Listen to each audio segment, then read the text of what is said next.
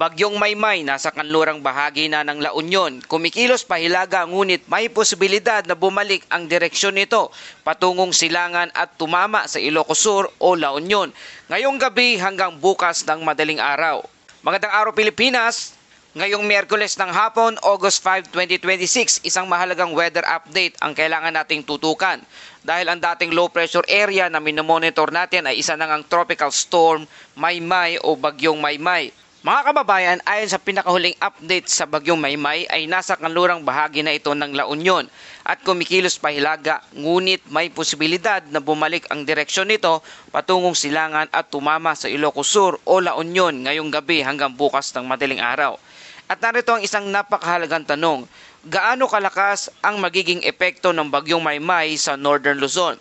Dahil bukod sa hangin, mayroon tayong bantang malalakas na ulan, pagbaha, pagguho ng lupa, stormy coastal conditions at mga alon na maaring umabot sa 5 metro ang taas.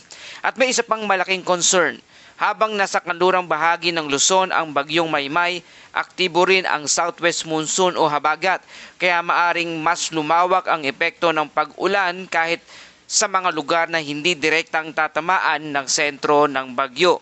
At para maging updated ka sa panahon, i-like, i-share at mag-subscribe lang dito sa ating channel. Simulan na natin ang pinakahuling kalagayan ng Tropical Storm Maymay o Bagyong Maymay. Ayon sa pinakahuling updates, ngayong araw ang Bagyong Maymay ay gumagalaw pa Hilaga sa karagatan ng kanluran ng La Union. Ang sentro nito ay tinatayang nasa layong 185 kilometers west-northwest ng Bacnotan, La Union. Taglay nito ang maximum sustained wind na 65 kilometers per hour. Malapit sa sentro at pinakamalakas na bugso naman ay umaabot sa 80 kilometers per hour at ang central pressure nito ay nasa 998 hectopascals. Sa kasalukuyan, gumagalaw ito pa northward o pahilaga sa bilis na 10 kilometers per hour. Ang strong gale force wind ng Bagyong Maymay ay umaabot na hanggang 180 kilometers mula sa sentro. Ibig sabihin mga kababayan, kahit hindi direktang nasa ibabaw ng isang lugar ang sentro ng Bagyong Maymay, maaari pa ring makaranas ng malalakas na hangin, pag-ulan at epekto sa karagatan. At dito natin makikita kung bakit napakahalaga ang susunod na 24 oras. Mga kababayan, isang bagay na dapat nating maintindihan ay hindi lamang sapat na tingnan kung saan naroon ang sentro ng bagyo. Mas mahalagang malaman saan ba ito pupunta. At higit sa lahat, ano ang kondisyon ng atmosphere na nakapaligid dito. Sa kasalukuyang sitwasyon, ang Bagyong Maymay ay nasa karagatan sa kanluran ng Northern Luzon. Sa una, makikita natin ang paggalaw nito pahilaga. Ngunit sa forecast track, inaasahang magbabago ang direksyon nito at kikilos generally eastward patungo sa Luzon. Ito ang dahilan kung bakit hindi dapat isipin na dahil nasa kanluran na ito ngayon ay tapos na ang banta sa mainland Luzon. Sa katunayan, maaring kabaligtaran pa nga. Ang pagbabago ng steering environment sa paligid ng bagyo ay maaring magtulak dito pabalik patungo sa landmass ng bansa. Ang steering flow o ang malawakang daloy ng hangin sa paligid ng bagyo ang isa sa pinakamahalagang dahilan kung bakit nagbabago ang track ng isang tropical cyclone o isang bagyo. Kapag nagbago ang dominanteng atmospheric flow, maaring bumagal, lumiko o magpalit ng direksyon ang isang bagyo. At iyon mismo ang dapat nating bantayan sa Bagyong Maymay. Hindi lamang ang lakas nito ngayon, kundi ang timing at eksaktong anggulo ng paglapit nito sa Luzon. At narito ang kalagayan ng panahon para sa Northern Luzon para ngayong Miyerkules hanggang Huwebes ng madaling araw. Ayon sa forecast, maaring gumawa ng landfall ang Bagyong Maymay sa Ilocos Sur o kaya naman sa bandang La Union ngayong gabi hanggang bukas ng madaling araw. Pero tandaan, hindi pa ibig sabihin na eksaktong isang bayan ang tatamaan. May forecast uncertainty pa rin po ito at maaring magbago ang track sa mga susunod na updates. Kaya ang dapat bantayan ay hindi lamang ang mismong landfall point. Ang buong forecast confidence cone at mga lugar na nakapaligid dito ay kailangang maghanda.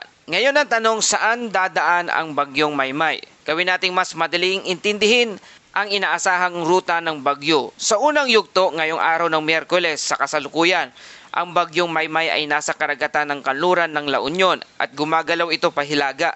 Ngunit inaasahang magbabago ang direksyon at kikilos generally eastward. Habang papalapit ang sistema sa Luzon, tataas ang concern sa Ilocos Sur at La Union. Ngayon naman sa ikalawang yugto ngayong gabi hanggang bukas ng madaling araw. Ito ang critical period. Posibleng maglandfall ang bagyong Maymay sa Ilocos Sur o kaya naman sa La Union. At dahil tropical storm na ito, hindi nating maaring maliitin ang epekto nito. Meron itong gale force wind na sa paligid ng sistema. At sa western coast ng Northern Luzon, maaari ring maging delikado ang kondisyon ng karagatan. Sa ikatlong yugto, bukas naman, pagkatapos ng landfall, tatahakin ng bagyong Maymay ang Northern at Central Luzon dahil dadaan na ito sa kalupaan at inaasahang mabilis itong hihina. Para sa forecast scenario, mula tropical storm, maaari itong maging isang tropical depression pagsapit ng bukas ng umaga at posibleng maging low pressure area pagsapit naman ng bukas ng hapon o kaya naman sa gabi. Ngunit kahit humina ang classification, hindi ibig sabihin na agad mawawala ang pangapag-ulan. Ito ang napakahalagang tandaan. Ang paghina ng isang bagyo ay hindi automatic na pagtatapos ng panganib sa mga ulan. Maaring magpatuloy ang rainfall at localized flooding kahit humina na ang wind intensity ng bagyo. Ngayon naman, pag-usapan natin ang tropical cyclone wind signal. Sa kasalukuyan, nakataas ang tropical cyclone wind signal number 2 sa ilang bahagi ng Northern Luzon. Anong ibig sabihin nito mga kababayan? Ang signal number 2 ay nangangahulugan ng gale force winds na nasa range ng 62 hanggang 88 kilometers per hour. Ang warning lead time nito ay 24 oras at ang potential impact ay minor to moderate threat to life and property. Signal number 2, kabilang dito ang Ilocos Sur, gayon din ang northern at central portion ng La Union, kabilang ang Luna, Caba, Santol, Bawang, San Fernando City, San Juan, Bagulin, Aringay, Bangar, San Gabriel, Burgos, Nagulian, Bacnotan, Sudepen at Balwan. Kasama rin ang northwestern portion ng Pangasinan, kabilang ang Anda, Bolinao at Bani. May signal number 2 din sa ilang bahagi ng Abra, Western Mountain Province at Northwestern Benguet. Para sa mga nasa signal number 2, sa ating mga kababayan dyan, huwag nang hintayin na maramdaman ang pinakamalakas na hangin bago maghanda. I-secure na ang mga bagay na maaring liparin, iwasan ang mga paglabas kung hindi kinakailangan, at lalo na sa mga coastal communities, maging alerto sa mabilis na pagbabago ng kondisyon ng karagatan. Nakataas din ang tropical cyclone wind signal number 1 sa mas malawak na bahaging Northern Luzon. Kabilang dito ang Ilocos Norte, natitirang bahagi ng La Union, natitirang Pangasinan, Apayao, Abra, Kalinga, Mountain Province, Ifugao, Benguet, Cagayan, Isabela, Quirino, Nueva Vizcaya, ilang bahagi ng Zambales, Tarlac, Nueva Ecija at northern at central portion ng Aurora.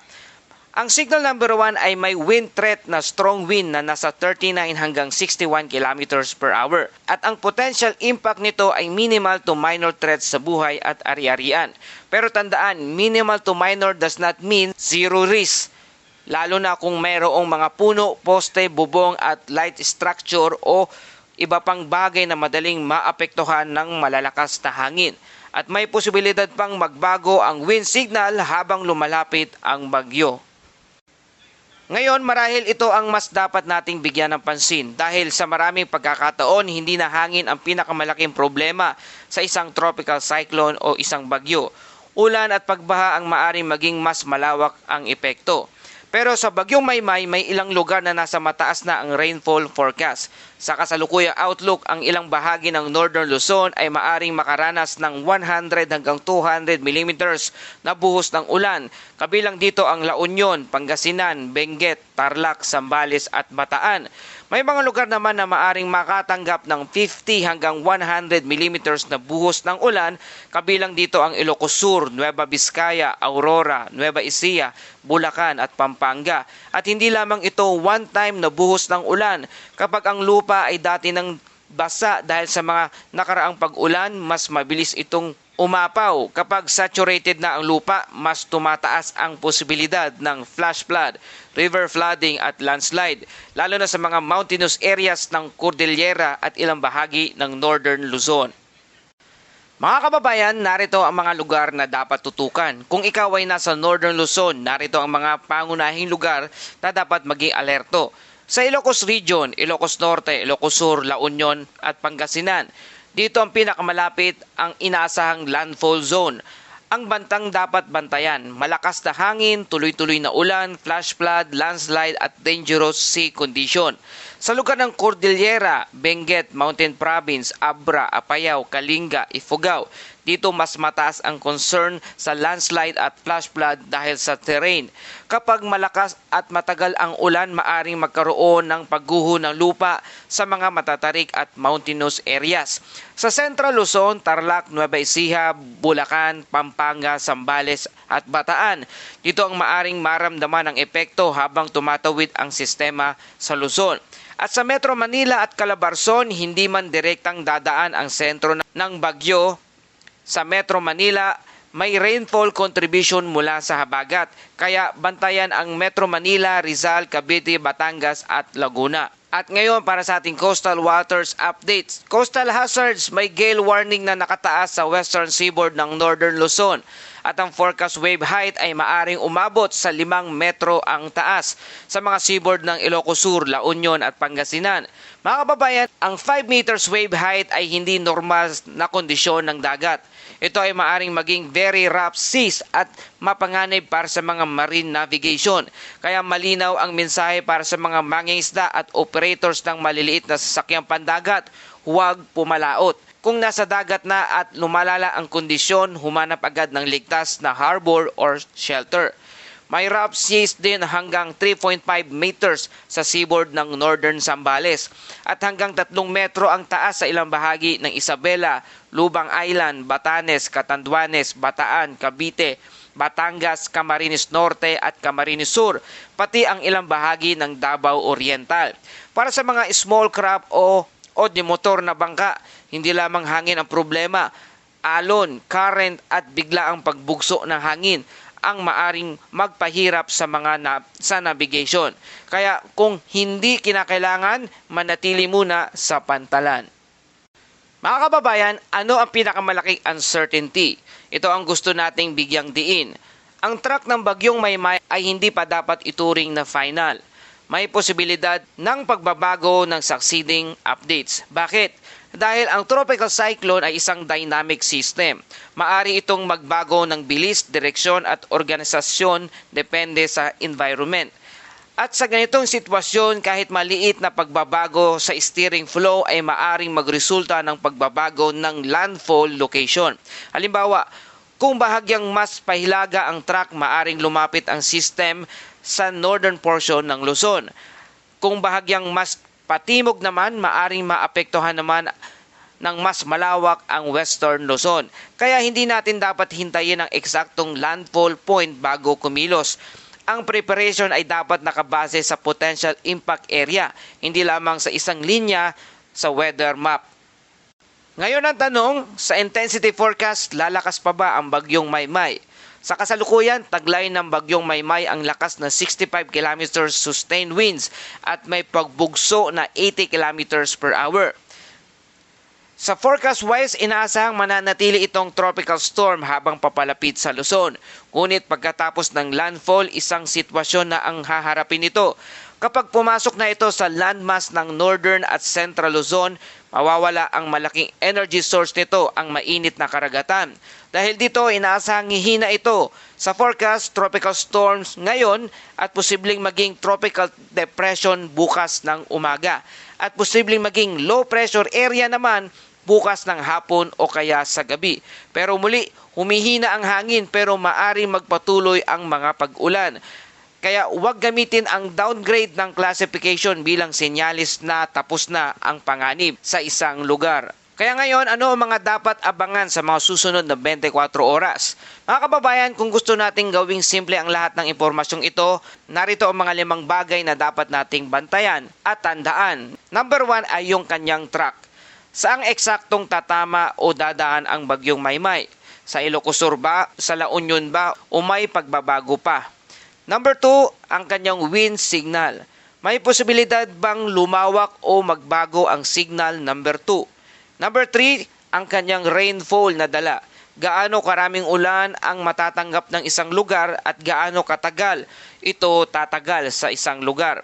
At number 4, coastal conditions. Dahil hanggang 5 metro ang taas ng alon ayon sa forecast wave sa ilang bahagi ng western northern Luzon. At panglima, ang flood at landslide risk. Dahil kapag pinagsama ang heavy rainfall, saturated soil at mountainous terrain, mabilis tumaas ang panganib sa ilang mga lugar. At yan ang ating malawak na weather updates ngayong hapon ng Miyerkules, August 5, 2026. Sa ngayon, ang pinaka-importanting sistema na dapat tutukan ay ang Tropical Storm Maymay. Nasa kanluran ito ng La Union at kumikilos pahilaga, ngunit inasahang liliko at kikilos generally eastward. Posible itong maglandfall sa Ilocos Sur o La Union ngayong gabi hanggang bukas ng madaling araw. Nasa signal number 2 na ang ilang bahagi ng Northern Luzon at may posibilidad ng 100 to 200 millimeters na rainfall sa ilang lugar. At sa western seaboard ng Ilocos Sur at La Union kasama ang Pangasinan, maaring umabot sa 5 metro ang taas ng alon. Kaya kung kayo ay nasa mga lugar na nasa ilalim ng signal, nasa flood-prone areas, landslide-prone area at coastal community, huwag nang maghintay na lumakas pa ang bagyo bago maghanda. At tandaan, ang forecast ay maaring magbago. Kaya patuloy na subaybayan ang mga susunod na updates at weather advisory. Kung nakatulong sa inyo ang ating updates, i-like ang video at i-share sa inyong pamilya at mga kaibigan at mag-subscribe sa Pilipinas Weather Now. I-click din ang notification bell para hindi ninyo ma-miss ang susunod nating weather updates. Dahil sa panahon ng bagyo, ang tamang impormasyon ay maaring maging daan upang makagawa tayo ng tamang desisyon sa tamang oras. Maraming salamat sa inyong pagtitiwala at patuloy na pagsubaybay dito sa ating channel. Ito ang Pilipinas Weather ngayon na lagi nagpapaalala, mag-ihanda, mag-iligtas, mag-alerto, ingat tayong lahat.